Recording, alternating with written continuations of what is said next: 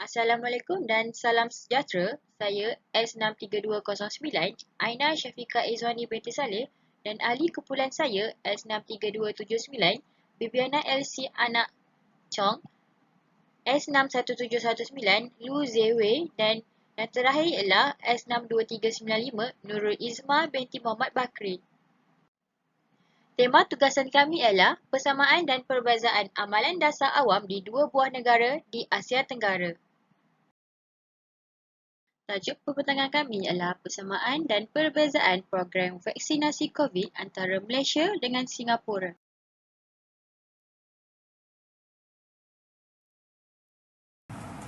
Vaksin adalah satu produk yang dihasilkan daripada sebahagian keseluruhan struktur virus atau bakteria yang telah dimatikan dan dilemahkan daripada protein subunit pada virus. Antigen dalam vaksin berfungsi untuk merangsang sistem daya lawan jangkitan tubuh untuk membentuk imuniti terhadap jangkitan penyakit khusus. Vaksin membantu sistem imun dengan melatih antibodi ini untuk mengenal pasti kuman-kuman tertentu supaya sistem imun cukup bersedia apabila tiba masa kuman sebenar menyerang badan. Vaksin ini diberikan untuk membantu merangsang sistem ketahanan semula badan bagi mengurangkan risiko mendapat jangkitan kuman atau virus. Kami ingin membentangkan tajuk berkenaan vaksin ini kerana vaksin ini menjadi kewajipan bagi setiap individu untuk melakukan tugasan harian. Sebagai contohnya, untuk memasuki kedai, pemilik kedai ingin melihat sijil vaksin. Jika tidak mendapat suntikan vaksin, mereka tidak dibenarkan untuk memasuki premis tersebut. Vaksin ini diwajib kepada setiap lapisan masyarakat daripada pelajar sekolah rendah sehingga ke warga emas. Segelintir masyarakat tidak mahu mengambil suntikan vaksin kerana mereka berpendapat bahawa coronavirus atau COVID-19 tersebut tidak memberikan kesan kepada mereka.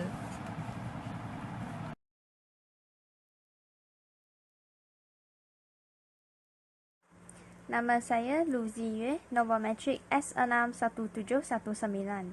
Saya akan membentangkan bahagian perbezaan program vaksinasi COVID-19 antara Malaysia dan Singapura. Dari segi vaksin booster, di Malaysia, penerima vaksin di Malaysia tidak dibenarkan untuk memilih jenis vaksin COVID-19 dos ketiga. Jenis vaksin adalah bergantung kepada bekalan stok sedia ada di pusat vaksinasi yang berkenaan. Untuk masa sekarang, hanya ditawarkan vaksin Pfizer-BioNTech untuk dos ketiga. Tetapi, menurut maklumat terkini oleh Kementerian Kesihatan Malaysia pada 14 Disember yang lalu, vaksin AstraZeneca dan vaksin Sinovac juga dijadikan sebagai dos penggalak COVID-19 di Malaysia. Manakala di Singapura pula, penerima vaksin di Singapura diberi pilihan untuk memilih antara jenis vaksin COVID-19 dos ketiga yang ditawarkan. Untuk masa sekarang, penerima vaksin di Singapura boleh memilih sama ada vaksin Pfizer-BioNTech ataupun vaksin Moderna untuk dos ketiga.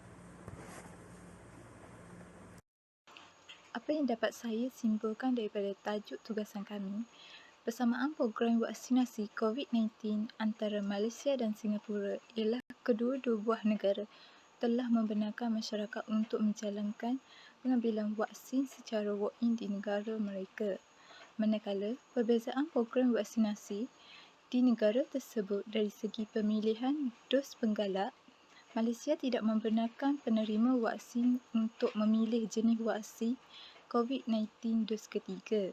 Manakala di Singapura, penerima vaksin dapat membuat pemilihan jenis vaksin COVID-19 dos ketiga.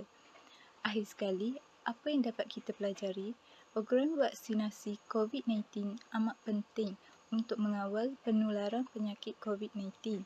Apabila semakin ramai orang yang mendapat vaksinasi, semakin ramai penduduk dapat membentuk antibodi dan seterusnya mengurangkan kebarangkalian berlakunya komplikasi penyakit yang lebih teruk. Secara tidak langsung, ia boleh melindungi golongan yang berisiko yang tidak layak untuk menerima vaksin. Sekian daripada kami. Terima kasih.